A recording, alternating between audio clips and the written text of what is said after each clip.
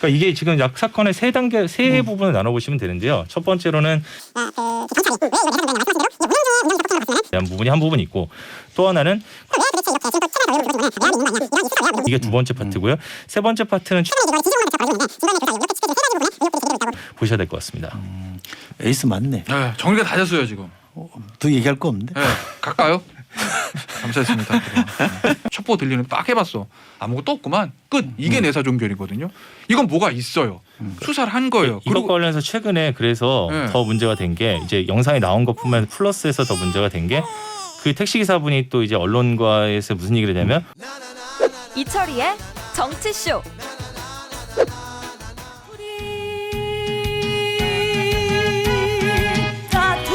서초동 까투리 진행하겠습니다. 김태현 변호사 어서 오십시오. 네, 안녕하세요. 네. 자, 또 한 분은요. SBS 법조팀의 에이스입니다. 임찬종 기자 어서 오십시오. 에이스는 아닙니다. 예, 안녕하세요. 예. 명성이 자자하던데요. 아닙니다. 그냥 제가 법조를 다른 기자들보다 상대적으로 좀 오래 하긴 했는데요. 네. 오래 한다고 잘하는 건 아니니까요. 예. 근데 훌륭합니다. 네. 이한석 기자가 저한테 이러던데요. 형, 찬종이는 천재야. 그 나랑 달라 그러던데. 아시겠지만 이한석 기자가 하는 말은 항상 한 120번 정도 과장이 좀 있지 않습니까? 감안해서 들으시면 됩니다. 벌써 여기서 캐릭터가 나오지 않습니까? 전 법조반장 이한석, 현 법조반장 임찬종. 이거 스타일이 완전 아마 다릅니다. 이거 듣고 있을 것 같은데 죄송합니다. 저희가 모셨던 자연길 기자, 임찬종 기자 이런 분들이 뭐 서초동에서는 발군 에이스라고들 다. 제가 그 취재 파일을 열심히 읽습니다. 감사합니다. 어떻게 그렇게 정리를 잘하죠? 공부도 열심히 하고. 저도 많이 읽어요. 네. 이한석의 취재 파일을 찾을 수가 변호사님도 없어요. 읽어요? 그럼요. 직접 연구를 해야지 그걸 읽고 있으면 돼요? 아니 그리고 임찬종 기자가 취재를 워낙 잘하기 때문에 그 숨겨진 팩트라든지 그 사실관계에 대한 정리가 탁월해요. 그렇지. 근데 진짜 이한석의 취재 파일은 찾을 수가 없네. 아마 없을까? 임찬종 기자는 변호사예요? 변호사 아닙니다. 저는 그냥 법대 나왔어요? 법대 안 나왔습니다. 돈 많이 알던데.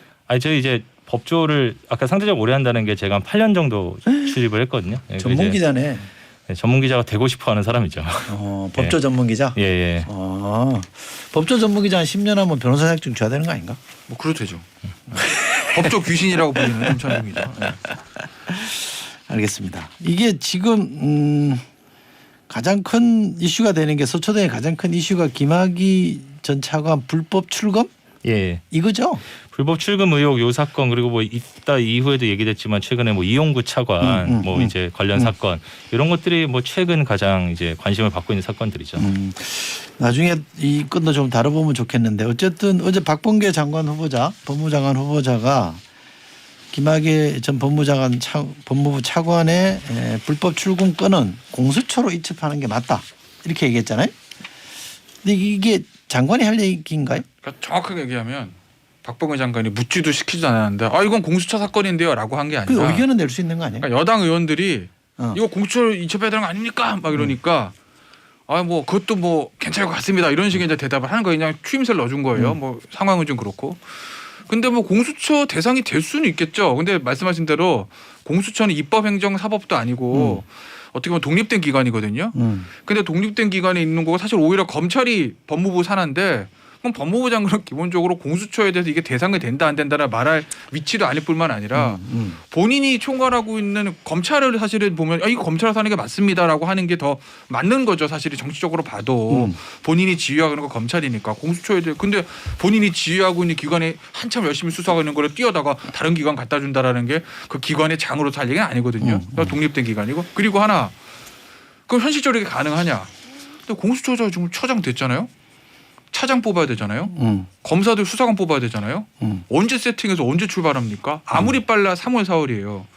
그럼 이게 뭐 엄청나게 어려운 수사도 아닌데 지금 수원지검에서 하고 있는 것도 한 2달 동안 손 놓으란 얘기거든요. 이거 말이 안 맞죠. 그러니까 말씀하신 대로 뭐 지금 거의 다 말씀하셨는데요. 이제 사실은 요건상만 보면은 공수처 수사 대상이 되는 게 맞는 것 같습니다. 왜냐하면 지금 지금 이른바 제보자라는 분이 의혹을 제기한 사람들이 그 현직 고위 검사 그리고 뭐 그 검사들 또 그리고 법무부 간부들이기 때문에 이거는 뭐 공수처 설립 목적이나 법에 비춰봤을 때는 공수처 수사 대상이 되는 건 맞는데 다만 이제 지난주에 공수처장이 취임하면서도 이제 공수처가 제대로 출범을 하려면 이제 진용을 갖추려면 한 2달 정도는 필요하다라고 했으면 뭐 지금 박범계 장관이 어제 발언이 그런 뜻은 아니었던 것 같은데 지금 단계에서 공수처를 이첩하는 건 현실적으로 어려울 것 같고 또 이게 이첩하려면 또 공수처가 이첩 요구를 하고 이렇게 해야 되는데 공수처가 그렇게 할 것 같지는 않습니다. 네. 알겠습니다. 이용구 차관 건 얘기 좀 해보죠. 택시 기사를 폭행했다는 건인데 영상이 나왔어요? 그러니까 영상이 지금 외부에 공개된 건 아니고요. 네. 그 영상이 맨 처음에 경찰 수사 단계에서 내사 종결을 했던 경찰은 그런 영상이 이제 블랙박스 택시 블랙박스에 촬영된 건 맞는데 택시 블랙박스 저장 장치 이른바 SD 카드라고 하지 않습니까? 그 SD 카드를 제출 받았는데 거기서 이제 복원이 안 되고 안 나왔다. 그래서 우리는 영상을 확보하지 못한 상태로 택시 기사의 진술, 다른 증거들을 가지고 뭐 이게 형사 사건, 그러니까 뭐 좀 나중에 더 설명드리겠지만 피해자가 처벌을 원하지 않는 경우에는 형사 사건화가 하지 이런 경우에는 형사 사건화하지 않는 게 원칙이기 때문에 우리는 아예 입건도 하지 않고 내사 종결했다. 지금까지 경찰이 이렇게 설명을 해왔는데 그 이후에 근데 이제 언론에 보도되고 이런 일이 있었다니까 이제 뭐 어떤 시민단체 몇몇 시민분들이 그 검찰에 이 사건을 제수해달라고 고발을 했습니다. 근데 검찰이 제수를 하면서 택시기사를 불러서 조사하고 하다 보니까 이 영상이 경찰 말과 달리 있었다라는 게 드러난 겁니다. 이제 어디 있었냐면 그 SD 카드에는 없었는데 그 택시기사님이 그 사고 직후에 그 SD 카드를 그 블랙박스 업체에 가가지고 플레이를 한번 해본 거예요. 그 플레이를 띄워놓고 그걸 자기 핸드폰 영상을 찍은 겁니다. 그러고 없앴어요? 그러면 SD 카드에서는? 그 SD 카드는 근데 그게 운행을 계속하면 자동으로 이렇게 밀리면서 지워지니까 SD 카드에서는 경찰 말로는 이제 포렌식을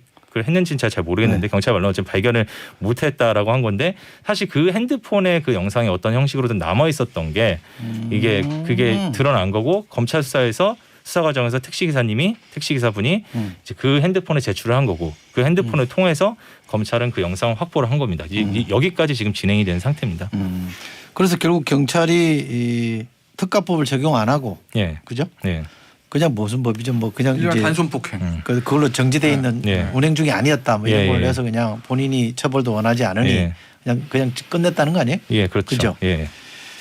그러니까 이게 지금 약 사건의 세 부분을 나눠보시면 되는데요. 첫 번째로는 그 경찰이 왜 이걸 내사 종결했냐 말씀하신 대로 이게 운행 중에 운전기사 폭행으로 봤으면은 이게 피해자의 처벌을 원하지 않는다는 의사와 상관없이 무조건 기소를 해야 되는 특가법을 적용해야 했는데 이걸 운행 중에 폭행으로 보지 않고 일반 폭행으로 보고 피해자가 처벌을 원하지 않는다니까 내사 종결 처리한 이 처리 자체가 적절했는지에 대한 부분이 한 부분 있고 또 하나는 그럼 왜 도대체 이렇게 지금 또 최근에 더 의혹이 불거진 거는 영상이 있었는데 영상도 제대로 확보를 안 하고 이러고서 이렇게 서둘러 내사 종결을 한 거는 뭐 다른 배경이 있는 거 아니냐 외압이 있는 거 아니냐 이런 이 수사 외압 의혹 이게 두 번째 파트고요. 세 번째 파트는 최근에 이제 이거 진실 공방 자체가 벌어지고 있는데 최근에 일부 보도를 보면은 이 택시기사분이 사실은 그 이용구 차관이 사건 직후에 한번 만났을 때 또는 연락을 했을 때 그 영상을 지워달라고 해서 내가 지웠던 것이다. 이렇게 말을 했기 때문에 이거는 그러면 일종의 그 법률 전문가인 이용구 차관이 자신의 형사 사건에 대한 증거를 인멸해달라고 부탁한 거 아니냐, 교사한 거 아니냐, 증거인멸 교사 의혹 이렇게 지금 세 가지 부분의 의혹들이 제기되고 있다고 보셔야 될 것 같습니다. 에이스 맞네. 네, 정리가 다 됐어요 지금. 더 얘기할 거 없는데? 네, 갈까요? 감사했습니다. 외압이 아니고 위압 아니에요? 위압? 위에서 압력을 넣은 게 있냐 이걸 좀 이게 따져보는데. 위압인지 외압인지 뭐 그건 제가 잘 모르겠는데 아직까지 그건 진실 드러나지 않았습니다. 아예 없을 수도 있고요. 그러면 제가 지금 궁금한 것부터 하나 여쭤볼게요. 그러면 당사자가 합의를 했어요? 네. 그러니까 이용구 차관이 네. 운전기사분이랑 합의를 했잖아요. 네. 그러면 이제 이거 좀 지워주시오 이렇게 네. 요구하는 것도 문제예요 법적으로? 원칙적으로는 증거인멸 안 돼요? 교사가 되는 건 맞죠. 강학상으로는. 다만 합의해도? 그러니까 이제 그게 문제인데 이제 이게 합의해서 이게 과연 그러면 이 증거인멸의 증거가 이 형사의 유무죄와 양형을 판단하는데 중요한 증거냐 그걸 이제 보거든요. 그러면 이게 특가 도주가 되는 사안인데 그게 없으면은 그냥 단순 폭행으로 돼서 합의하고 불기소 처분으로 끝나는 거냐. 그러니까 그런 것들을 좀 보겠죠. 그러니까 블랙박스가 어느 영상이 있고 어떤 가치가 있는지를 이제 수사기에 판단할 건데 법적의 의견은 지배적으로 증거인멸 교사 성립 가능하다는 의견이 지배적인 건 맞죠. 그래요? 강학상으로는. 그러니까 이게 결과적인 지금 말씀하신 중에 나왔지만 이게 결국 그거랑 다 연결이 돼 있는 겁니다. 이게 만약에 이게 어떻게 될지 모르겠지만 만약에 검찰이 이걸 나중에 이건 일반 폭행이 아니라 운전 중 운전자 폭행이다 해서 그게 이제 특가법인데요. 특가법으로 기소를 해서 그게 법원에서 유죄가 나왔다.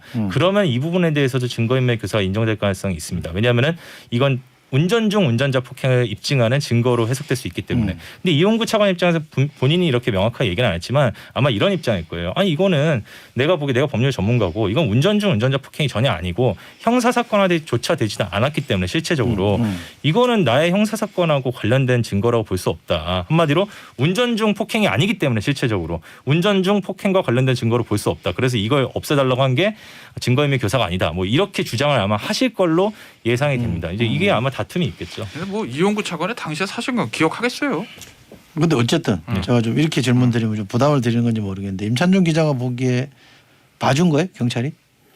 그러니까 이게 이 내사 종결을 했다는 부분이 일단 봐줬다라는 부분이 의혹이 가는 부분이 있습니다. 왜냐하면은 자 지금 이 내사 종결한 과정이 처음에 경찰이 신고가 접수가 됐어요 112에 신고가 됐는데 현장에 출동했던 경찰관은 이게 특가법 적용 대상으로 보인다라고 보고까지 했어요. 거기까지 이미 언론 보도가 다 나왔습니다.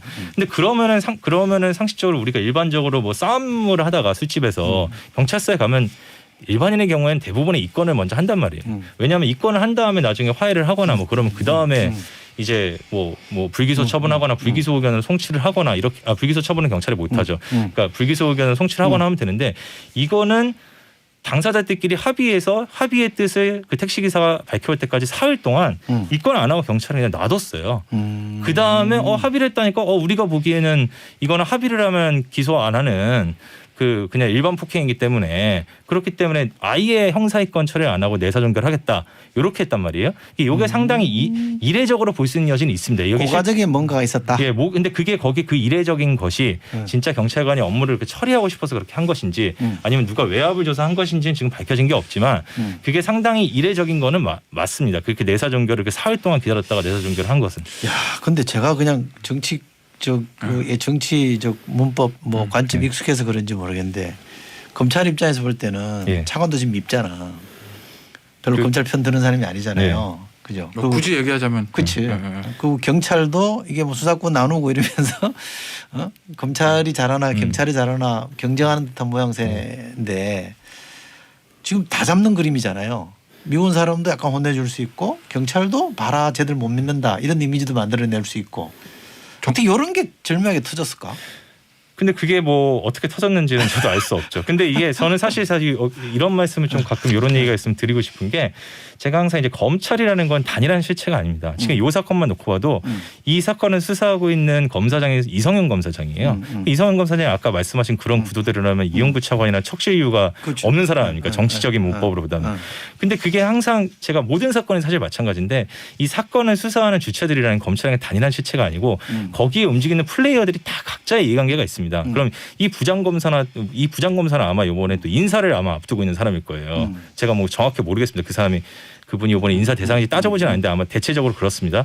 그러면 인사를 앞둔 대상이 그럼 법무부에 과연 그러면 잘못 보일 만한 이해관계가 있는 것인가 또 이런 부분 따져봐야 되고 반대로 아까 소장님께서 말씀하신 그런 부분도 과연 이제 검찰 입장에서 검찰은 조직원의 입장에서 봤을 때는 경찰도 밉고 지금 법무부 차관도 미운데 할 만한 이유가 있는 거 아니냐 이런 이해관계가 복잡하게 지금 항상 모든 사건에 작용하기 때문에 이 사건에 착수하게 된 동기 왜 이렇게 검찰이 더 잘할 수 있느냐 이런 부분은 사실 모든 사건과 마찬가지로 좀 섬세하게 따져볼 필요가 있습니다. 제 얘기는 뭐 동기가 그래서 의도적으로 이렇게 만들어낸 거나 찾아낸 거다 이런 뜻으로 드린 말씀은 아니고 묘하게 상황 그렇죠. 기가 막히게 그런 게 나왔다 이 말이지. 네 글자로 줄이면 딱 걸렸어. 딱 걸렸어. 거기다 이제 사실은 그 묘하다는 부분이 하나 더 하면 당시가 또 배궁규 지금 전 산업부 장관의 당시 그 사건 당시 이용구 차관이 당시 변호인이었습니다. 그렇다면. 근데 그게 또 배궁규 차관이 압수수색을 받은 바로 다음 날 이 일이 터진 거예요. 근데 그 집에 술 먹고 나왔을 때. 뭐 그런 보도가 있는데 그건 제가 확인을 못했기 때문에 복수의 보도가 있습니다. 그 집에 술 먹고 나온 거라는. 그러니까 굉장히 묘하죠. 이게요. 이런 거 그러니까 결국은 내사 종결 처리한 게 어떤 의미에서 결과적으로는 이용구 차관을 독이 된 거예요. 그냥 뭐 이용구 차관을 부탁을 했는지 경찰이 알아서 그렇게 했는지 외압이 있었는지 뭐 아직까지 우리가 확실히 알지 못하지만 제 개인적인 생각은 있습니다. 흐름을 봐서 어떻게 했겠구나. 근데 보세요. 이게 이제 특가법을 적용하라고 단순 폭행으로 적용했다고 합시다. 그건 경찰이 법 적용은 경찰의 전권이니까 수사기관에 우리가 특가법 잘 몰라서 그랬어. 근데 그때는 우리가 이게 맞다고 판단해서 100번 양보해 제가 그것까지 맞다고 할게요. 그거는 단순 폭행 사건에서 합의를 봤으면 불기소 처분이 맞는 거죠. 더군다나 피해자인 이 택시기사가 진술까지 2회에 걸쳐서 있거든요. 그러면 피해자의 참고인 진술조서가 있는 거예요. 피해자의 진술조서가. 그리고 피의자인 저 이용구 당시 변호사한테 전화해서 출두 요청까지 했어요. 그럼 이건 정식 사건이 입건된 거라 마찬가지라고요. 그러면 안 했죠, 근데. 예? 이건 안 경찰의 했죠. 수사 지휘를 받아서 공소권 없어 불기소 처분하는 게 FM입니다. 다들 그렇게 하고. 근데 피해자의 진술조서까지 2회에 걸쳐서 받고 피의자의 소환 통보도 응하지 않는다. 수사보고 남아 있을 거거든요. 그런데 정식 사건으로 입건도 안 하고 내사 종결을. 내사 종결은 뭐냐면 야 김태현 한번 들여다볼까? 뭐지? 첩보 들리는 딱 해봤어. 아무것도 없구만. 끝. 이게 내사 종결이거든요. 이건 뭐가 있어요. 수사를 한 거예요. 이것 관련해서 최근에 그래서 네. 더 문제가 된 게 이제 영상이 나온 것뿐만 아니라 플러스해서 더 문제가 된 게 그 택시기사분이 또 이제 언론과에서 무슨 얘기를 했냐면 내가 사실은 이제 수사가 거의 사건이 거의 정리될 쯤에 가가지고 사실은 내 핸드폰에 영상이 있는데요. 라고 SD카드 말고 그 말을 했는데 경찰관이 그 택시기사분 말에 따르면 못 본 걸로 하겠습니다. 이렇게 얘기를 했다는 거예요. 그래서 경찰이 사실 이 보도가 지난주 토요일 날 나왔는데 내사 종결 전에 내사정지 처분이 내려지기 전에 그 가가지고 뭐 정식 조사를 받을 때는 아니고 자기 물건이나 뭐 이런 걸 받으러 갔을 때 담당 수사관한테 사실은 그 SD 카드 말고 내 핸드폰에 영상이 있습니다라고 보여주기까지 했대요. 영상을. 그랬더니 이 택시 기사님 말에 따르면은 이게 그 수사관이 못 본 걸로 하겠습니다라고 했다는 겁니다. 그래서 이게 지난주 토요일 날 이 보도가 난 다음에 경찰이 뒤집어지고 경찰이 자체 조사를 빠르게 해봤더니 못 본 걸로 하겠습니다라는 말을 안 했다는데 그 영상을 본 건 맞다. 그동안 우리한테도 그런 보고가 안 올라와서 우리도 그런 게 있는지 몰랐다. 그 수사관 우리가 감찰하겠다. 진상조사하겠다. 여기까지 지금 발표가 된 상태입니다. 이게 보시면 금요일 날 사고가 나요. 토요일 날 합의를 봐요. 월요일 날 1차 조사 받습니다. 검찰관 저 택시기사 화요일 날 하루 쉬고 수요일 날 블랙박스 못 본 걸로 합시다. 목요일 날 내사 종결이에요. 제가 봤을 때는 토일 월까지는 경찰에서 굉장히 열심히 제대로 FM들 한 것 같아요. 화요일 날 하루 쉬고 수목에 서초경찰서에서 무슨 일이 벌어졌는지 그걸 봐야 되는 거고 제가 왜 내사 종결 그거 하냐면 만약에 당시에 그냥 그래 폭행으로 하자 불기소 처분했잖아요. 그러면 어떻게 되냐 수사 경력 자료에 기록이 남아요. 그러면 이번에 이용구 차관이 차관 임명할 때 청와대에서 인사 검증할 때 기본 서류 때문에 나오잖아요. 통과 못했겠죠. 근데 내사 종결됐어요. 안 나와요. 그러니까 청와대도 놓친 겁니다. 결국 당시에 내사 종결된 게 결국 청와대에도 독이 된 거 결과적으로. 알겠습니다. 이용구 차관 스스로 여기도 발목 잡은 거죠. 알겠습니다. 오늘 많은 걸 제가 좀 머릿속에 좀 정리가 된 것 같은데요. 유시민 노무현재단 이사장에게 잠깐 두 분에게 여쭤볼게요. 사과했잖아요, 그죠? 내가 좀 몰랐다, 미안하다 이렇게 사과를 했는데 이렇게 하면 법적 책임은 면해져요? 어떻게 아니요. 돼요? 아니요. 안 돼? 두 개죠. 하나는 일단 본인이 자백을 한 겁니다. 네. 그럼 허위사실 유포의 명예훼손 구속용권이 행되는 거. 이게 반의사불벌죄거든요. 또 오늘도 또 폭행처럼 반의사불벌죄 명예훼손이. 그러면은 피해자가 검찰이나 한동훈 검사장인데 검찰은 전체를 직칭한 거에서 피해자가 특정되지 않았으니까 거기에 대해서 성립 안 해요. 그럼 유일한 지금 피해자 한동훈 검사장이거든요. 한동훈 검사장이 처벌 불원서 자백을 했고 사과하니까 처벌 원하지 않습니다. 처벌 불원서를 내주면 반의사 불벌죄니까 공소고 불기소 처분인데 한동훈 검사장이 그렇게 안 하고 예를 들어 그냥 원칙대로 그냥 처벌해 주죠 원칙대로 합니다라고 입장을 표명하면 당연히 이거는 수사가 진행될 수밖에 없는. 예? 어떻게 한대? 제가 봤을 때는 굳이 처벌 불원서 써줄 이유는 없을 것 같은데요. 그래요? 네. 처벌을 불원한다는 걸 써줘야 되는 거구나. 그렇죠. 그러니까 가만히 있으면 처벌을 원하는 거네. 아니 그러니까 수사관이 물어보게 돼 있습니다. 기소를 하기 전에 거죠. 피해자한테 처벌을 원하십니까?라고 물어보게 돼 있습니다. 이런 범죄에 대해서는 그러니까 이제 이게 한동훈 검사장이 지금 고소한 건 아니더라고요. 그러니까 제3자가 고발한 거예요. 네, 한동훈 검사 선택할 수 있는 거. 첫째, 고소장을 제출하느냐 별도로. 근데 그걸 할 것 같지는 않아요. 이미 수사되고 있는. 그럼 수사되고 있다가 피해자 한동훈 검사장을 소환 조사라든지 피해를 들어야 되니까 또는 최소한 전화로 뭐 수사보고를 남기든지 하면 반드시 물어보거든요. 처벌 원하십니까? 그럼 거기서 네, 강하게 처벌해 주십시오. 든지 아니면 원하지 않습니다 하고 처벌 번호도 내는 건데 두 개의 케이스 중에서 저는 원칙대로 처벌해 주십시오 할 것 같아요. 그만하자고 얘기 좀 해. 네? 제가요? 본인이 잘못했대잖아. 누가요? 에? 유시민 이사장이. 아니 혹세무민 해놓고 무슨 잘못했다고. 친구잖아. 좀 살살 좀 이렇게. 근데 저는 이거 참 그렇게 말씀하시니까 내가 얘기하기가 곤란하네. 그 다음 스텝이 안 꼬이네. 에? 근데 저는 임찬종 기자도 이게 유죄 그 법적으로 당사자가 고집 피우면 어쩔 수 없는 거예요?